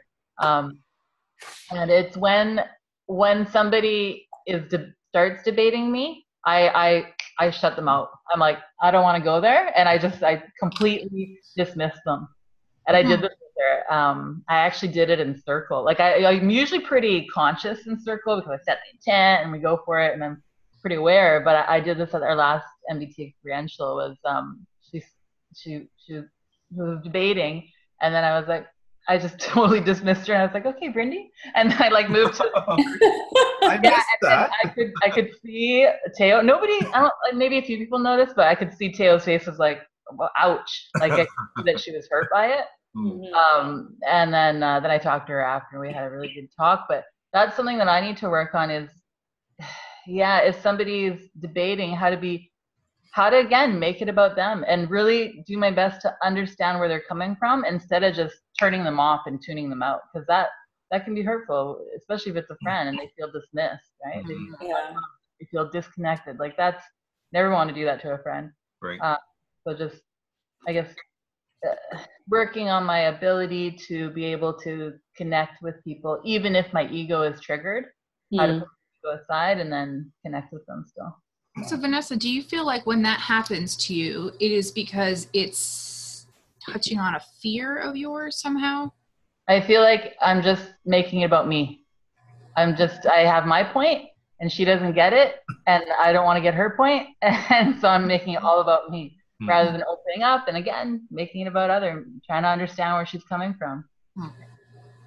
Is it because her point is wrong, like in your view, you know, the way you see things, her point is not valid, something like that?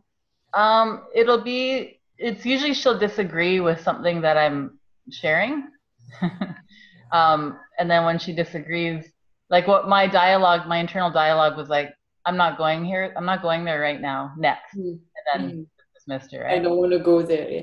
But you know, it's interesting because, you know, in the Course of Miracle, it's not that I know a lot of it, but the few things I know about it, they would say that she becomes your teacher at that moment. Totally, because that's a teaching moment for you. So it's a huge teaching moment. Yeah. We didn't get into it right then and there. We talked about it a little bit afterwards. She stayed later, and then she came over, I think, the next day or the day after, and we had a really big talk about it. And it was really good because I could tell at first she was actually explaining a dream to me, and then in the dream her sister was there and her sister was ignoring her, and then she's like, I think that represents you because you represent my sister. Like, and then the next part of the dream, and I'm like, wait a minute. I'm like, let's revisit that. She's like, are you sure you don't want to go to the next part of the dream? I'm like, no, we need to talk about this. So we talked about it, and I said, I do that, and I did that in circle. I dismissed you, and I'm fucking sorry, and you don't deserve to be treated like that. She's like, that's okay, it'll probably happen again, no big deal. And I'm like, no, it won't happen again, and that's not right. Friends don't do that to each other, right? So it was a really good, and I was like crying and shit too. Like, it was a really, really good lesson for me and for her, you know, to see that people can trust people, and you don't deserve to be treated like that. So it was a great learning opportunity for both of us. Wow. Yeah. Okay. That's the best part, is that it becomes a teaching moment, right? Instead of just being kind of shocked by it or offended, or you know. So that's good. It's good for her too, the good right? thing is that you talked about it. Yeah, exactly. Because that's what we were saying. I was like, I'm so thankful that we have this kind of friendship where this safe space is created, that we can go into this, we can be vulnerable, we can own up to our own faults and mistakes. It's like that post that I put on our Facebook group, something like, when you're wrong, admit it. When you're right, stay silent, or something like that, right? So, but we only admit when we're wrong when we feel safe enough to do it, when we don't feel like we're going to be judged or condemned for making a mistake. Yeah. You know? So anyway, so that was a really great experience. Okay, we got 20. Anything else from that chapter?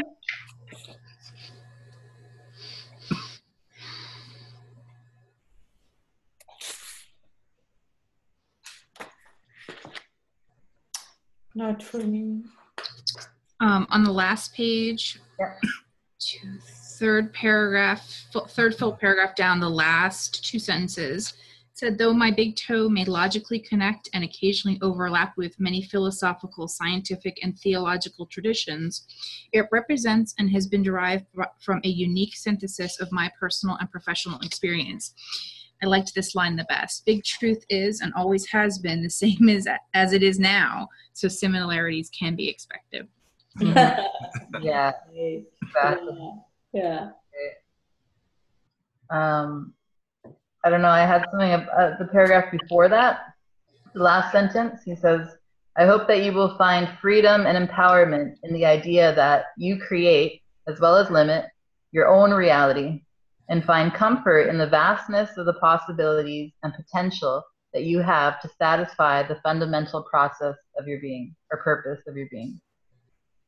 I just like that because it just reminds me that there's so much potential, there's so many possibilities that we get to play with. This is just a playground for us to come and be creative and you know, use self-expression to be who we are. There's so many different ways that we can do that, and it's really a great gift if we choose to see it that way. This life experience, yeah. Okay, so we're on the last chapter, chapter 75. This one was hard for me.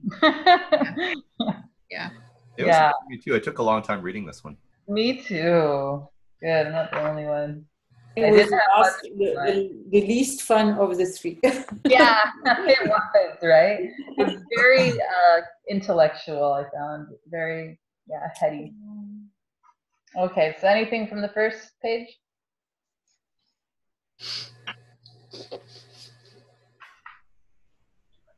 No. No? How about the second page? I had something at the top of the second page. Yeah. The very first paragraph there. And then he says, defining NPMR as non-physical is parochial PMR-centric view that implies our physical science is fundamentally incapable of expanding its vision to include NPMR as part of our physical reality. Simply moving beyond the limited idea that PMR defines all possible reality will open up new worlds of potential existence to exploration and study. Breakthroughs must always begin with the unthinkable. Yeah. And so, again, so it goes back to that, loving when people are like, I never thought about that, right? That's where breakthroughs begin, with the unthinkable. You never thought about that. Start thinking about it. Let's have some breakthroughs. For sure. Anything else from this page?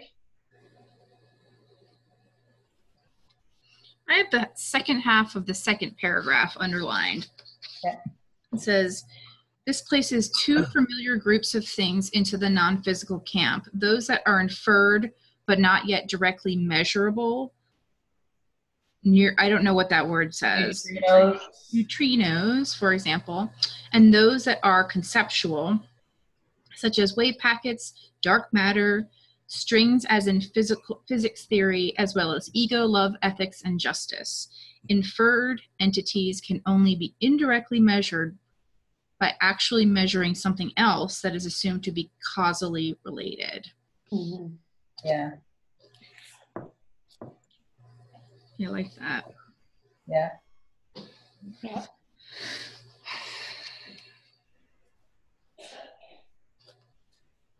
I'd never, I'm sorry to skip to the next page, but I'd never heard of the word ontology before. The second sentence of this first paragraph. Yeah. The branch of metaphysics. Yeah. Being. Yeah. Haven't heard of it either. I gotta look that up. Yeah, because the branch of metaphysics that deals with the nature of being. That's awesome. I would have studied that in college and knew about Is it. that a major? You can study that as a major. Right? Yeah. I don't know. I had a star going back to the page before. I had a star. I don't know why, but let me just read. So I guess it's 1, 2, 3 paragraphs down. And then there was a star towards the second part there. So he says that they are initially operationally non-physical, cannot be directly measured, only relegates their existence to the theoretical, not to the absurd. They are in the wings waiting for scientific experience to give them full membership into the world of physically measurable, or at least into the world of things with physically measurable effects. Thus, it is with mind, consciousness, and intuition, all operationally significant, all with indirectly measurable effects. So it looks like what he's saying there is we're waiting for this to come into play so that it can be taken seriously. This being mind, consciousness, and intuition, which are the most important aspects of our being, but we've never studied them or taken them seriously. because they're outside of our experience or understanding. They're limited because of the scientific method. So he's saying here they're just waiting. They're in the wings waiting for scientific experience to give them full membership here into PMR or here into our experience. So that's good news, because I think that'll open up the doors to us understanding more of consciousness and our purpose and our purpose for existence. Yeah. Again, which is to evolve and grow and become love, right? Mm-hmm. Good news there. I don't want to get off track too much, but did you, talking about like consciousness, did you guys get involved in that whole thing on Facebook? They were trying to get him onto Joe Rogan. Joe Rogan is this popular podcaster, like very popular. He's always talking about consciousness. And I think it's super cool, because it's like, it's just exposing so many people to even that word is helpful. Totally. Like, what is that, you know? Yeah. Joe Rogan, kind of add him to the list. Let's see. Anything else from that page or the next page? Not for me. No. I just had, I don't know, it's kind of trivial. Well, just in the middle of the next page, it says, we've been struggling to understand the big picture in Western culture for at least 2,700 years with only spotty success because our materialistically based belief system blocks genuine progress. So I underlined that because I was like, wow, is that long? Like 2,700 years we've been conditioned to believe in materialism as what is fundamental. So, I mean, I guess just it reminds me to have patience that it's not going to happen overnight, that we're going to wake up and realize that consciousness is fundamental, not material matter. But I'm excited for what's to come, because it looks like that's the trajectory that we're headed on. So good. Mm-hmm. Next page. Anything on the next page?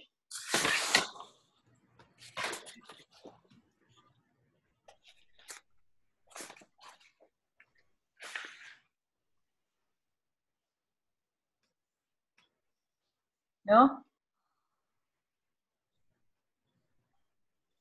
I had the very last paragraph.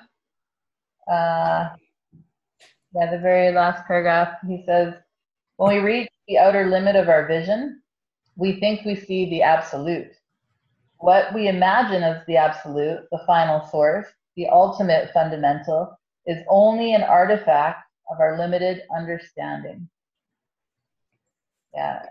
And then he goes on and says, like, as Einstein vividly demonstrated, one can never see the new relativity until one's vision has grown beyond the old absolute. Or how it's been interpreted is, you can never solve a problem from the same level of thinking or consciousness that created the problem in the first place, right? That's where that paradigm shift is required. Yeah. Anything else from the next page?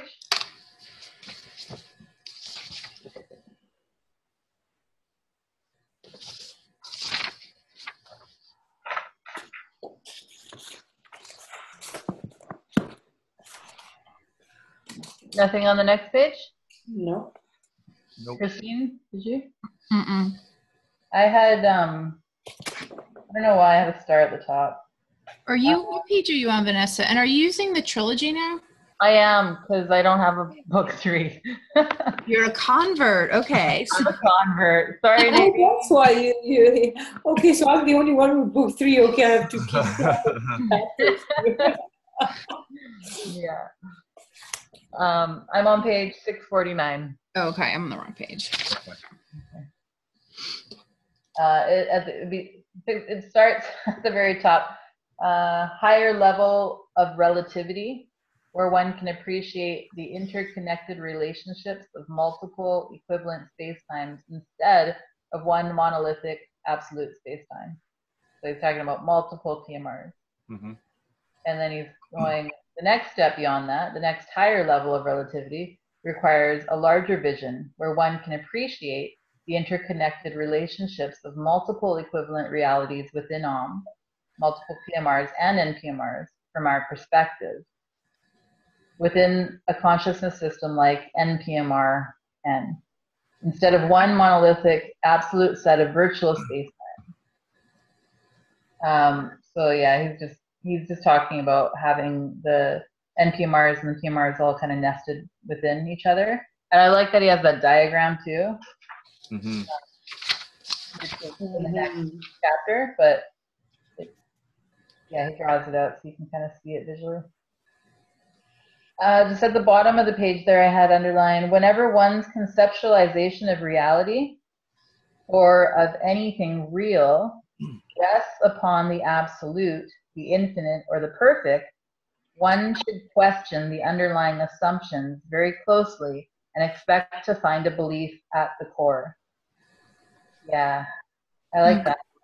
I don't know, I had a conversation with somebody the other day about infinite, because you hear that a lot in spiritual circles. Like, oh, it's infinite. We're infinite beings, right? I used to say that too. Infinite beings, infinite potential. But then Tom talks about how we're not, how it has to be finite, how it has to be a closed system, right? Because if something to evolve, it has to be a closed information system. I don't completely understand that concept. I want to ask him more about it. But I can see the connection here where he's saying if somebody is saying, oh, it's perfect, it's infinite, well, give me some reason for that, because there's probably, if you trace it back far enough, there's probably a belief at the basis of that, right? There's probably some kind of dogma there.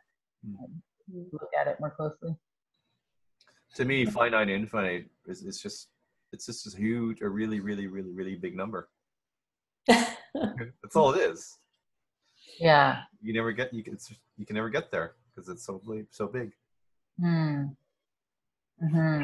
Yeah.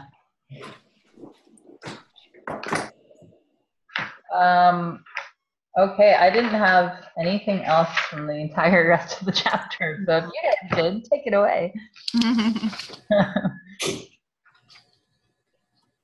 I was getting a headache reading this chapter. I had to keep going back. Last 3 pages. I didn't do the last 3 pages. Yeah, I had to read it over and over and over again, and I still didn't really get a lot of it.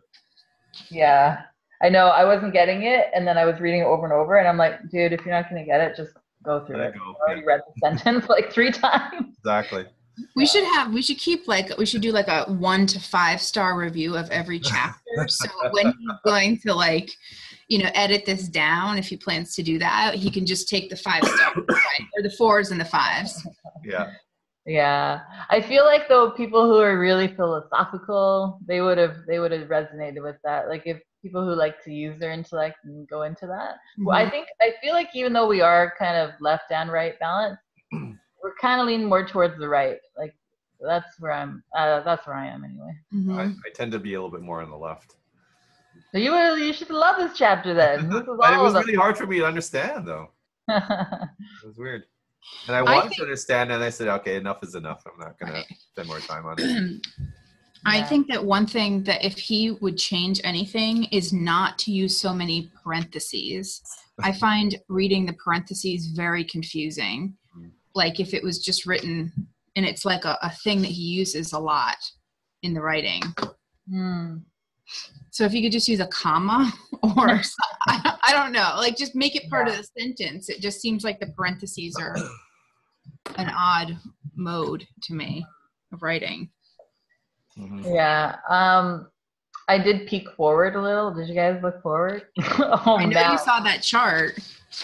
It looks daunting, yo. We thought these 3 pages were tough. It doesn't get any easier. So I read the next chapter too, because when I saw that picture, I thought, I got to read a little bit more about this. And did you like it? I liked it, yeah. Okay. It's similar to the question I asked Tom, right, when we had our experience at your mother's place, I guess, Vanessa. I asked him that question about can multiple PMR realities live within an NPR, and there it is right there. Oh yeah. So. Does he explain what other is? Other. I'm on on the chart on 654. Other. It's so that the reality system big picture chart in the Oh next. yeah. Oh. They're I don't just know. different. I think they could be just different PMRs, right? Yeah. So that's good that you're into this. When I look at that, I'm like, dude, for real? I just want to know how to become love. Yeah.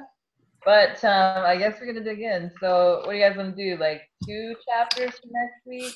Sure. Yeah, let's do 2 Two only? So, oh wow, that's good. So the 76, 77. the number 4 for me, it's number 4. Some observation is really short one, right? Yeah, it's only about 11 pages. Okay, that's good. And then the other one is a model of reality and time, right? Yeah, that's right. Yeah, that's good because I have a feeling that we might have to read it twice. I do too. Wait, are we doing 76, 77, and 78? No, 2. Okay. 76 and 77. So those chapters are some observations. And then a model of reality and time, incrementing time in simulations. Yeah, that's good. Usually it's Vanessa who wanted 3. I'm good with 2. I'm slowing right down now. My brain hurts. That's perfect. Okay, I want to do a quick closing circle and wrap her on up. Good for us too. Yeah. So Daniel, final thoughts, feelings? It was good having a discussion with you all and just creating more awareness and a better understanding of all the 3 chapters we covered. So thank you. Mm-hmm. Yeah. Nadine? Oh, for me too. It was great. I missed you all, guys. So it was it was great. I think for me, there's chapters were really about all the wisdom part and the fact that we have the 2 reality within. That for me was like a big insight. It was good. Hey. Christine? I enjoyed it. I liked the second chapter the most out of all 3 of those. And our conversation above all else. So thank you. Yeah, thank you. Yeah, the conversation is key. Do you guys want to do that again? Where remember last time we said, okay, this week I'm going to focus my intent on being more other conscious or connected to Om. You want to do that again? Set the intention for the week? Sure. I think so. I think it helps. Yeah. Okay. Who wants to go first? I'll go first. I would like to try and be focused on other and see if that technique works better than my last assignment. That was a big one, your last one. It's a good one. It was big. Yeah. I think for you, go ahead. Oh, go ahead. I haven't thought of one yet. Nadine, what's yours going to be? Well, I was thinking about as Christine is not to be centered on me, like what I think or what I want or what I feel. Just trying to be centered on the other. So it's a little bit the same thing, right? Not to make it about myself. But maybe we can all do that. Maybe we'll all do that. Maybe that's a big one. Right? Yeah, maybe it'll be like this. Well, that's what you were trying last week, right, Vanessa? I saw it really help as well. Helps get rid of it. Sometimes when we have the same focus, because our intent and our energy will be there. Exactly. Yeah, we're connected. So we're connected, and then you feel that you're not alone in this, right? Right. Yeah. Okay. Yeah, that would be great. Good. So this week we're gonna make it about others. About others. We're not gonna be so selfish. Me. Yeah. Make it about you. Okay, cool. And we can check in then with each other during the week. Maybe at the end of every motivation, right? It keeps the motivation. Okay, cool. Awesome. All right. Until we meet again. Did you guys want to keep it on Friday? Yeah. Sure. Yeah. Yeah. Okay. 1 o'clock. Yeah. Yep. Sounds good. Next I'll try Friday. and come to the right meeting this time. Awesome. All right, guys, have a good week. Thank Yeah, you. you too. Thank Bye. you. See you later, Bye. Vanessa. Bye, everyone. Thanks. Bye. Bye.